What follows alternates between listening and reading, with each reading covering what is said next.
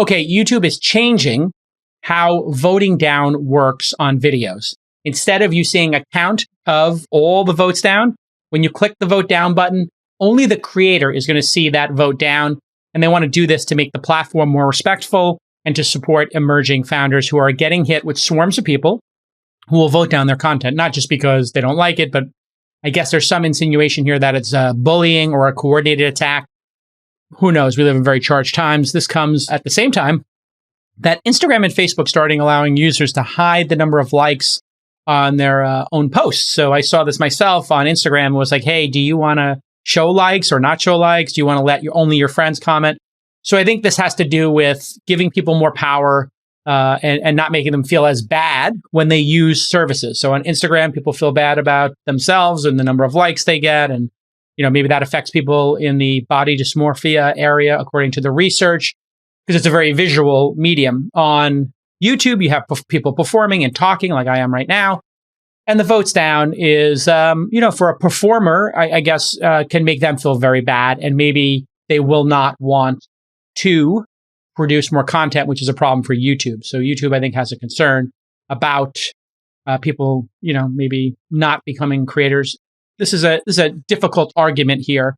According to The Verge, Instagram's Adam Mosseri stated that hiding likes, quote, didn't actually change nearly as much about how people felt or how much they used the experience as we thought it would. But it did end up being pretty polarizing. Some people really liked it and some people really don't. In a blog post on Wednesday, YouTube announced they were removing the dislike counter to, quote, ensure that YouTube promotes respectful interactions between viewers and creators. The term of art apparently is brigading. So these are downvoting groups. And so they will, like on Twitter, the ratio and concept, slightly different. I'll explain in a second.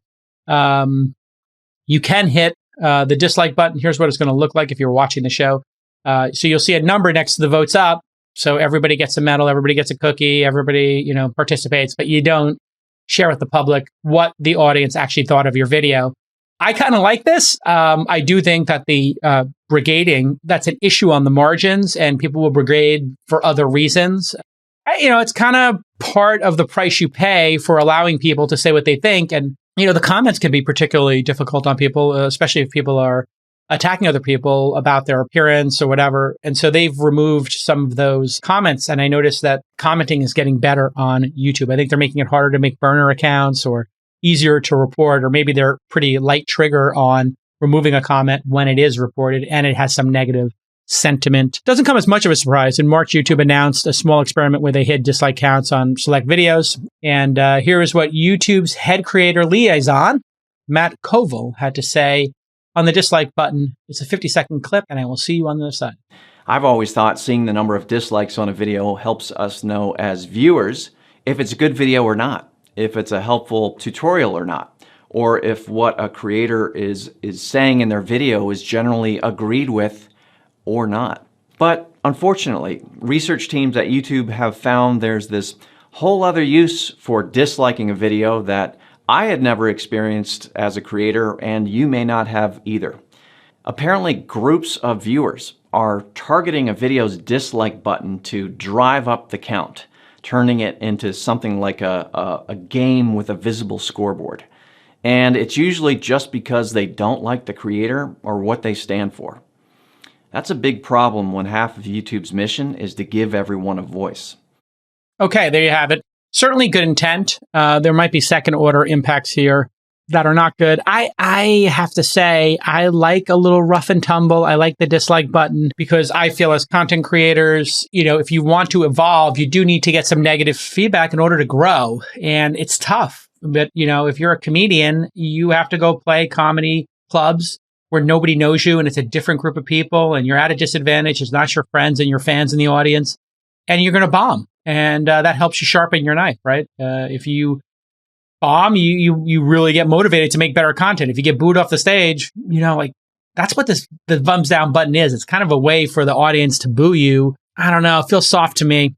I got to be honest. I don't like it. I like being able to vote something down if I disagree with it or I think the content is lame. I would have done this as you can opt into this. So if you have a political channel, you can turn off likes and dislikes on it, right? I guess, or turn off view counts. But YouTube makes these decisions generally in what's in their best interest and what's, in alignment with their mission. And their mission is to grow the creator base and allow people to express themselves. So I kind of think like this is the best decision for them. I don't think it's the best decision for the users. So if I was thinking about the users, I like the users having this ability to give like a massive vote of no confidence. I would like to see this on other platforms as well. I like the vote down. And apparently Twitter is doing vote downs.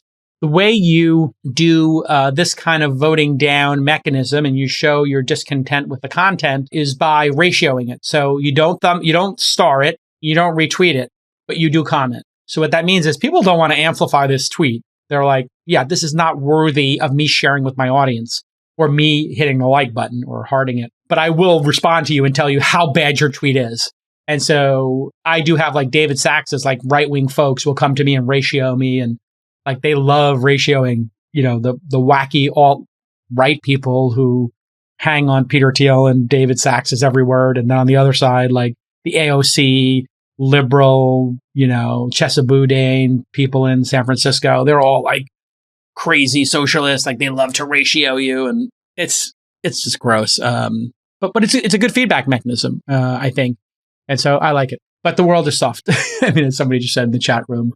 But I think it'd be good to have a vote down. I would love to see the vote downs on Twitter. I'd love to have a list of the most voted down. And by the way, I think that if these are gangs doing these voting down rings, it's very easy for YouTube to figure that out. All they have to do is look at all the voting down rings.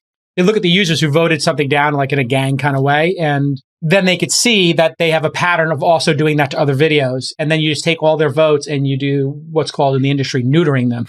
Clip. They have no impact. They don't count. They think that their votes are counting because when they go to the site and they click the down vote, it goes up for them and it shows them their vote, but it doesn't actually register it. So you kind of, it's like the madman technique. You basically make people lose their minds because they're commenting and they're voting something up or down, and they see it on their version of the website. So they actually see their, toxic comment. They see the vote up and down, but the public doesn't see it. So they would have to open another browser to see that their stuff isn't up there.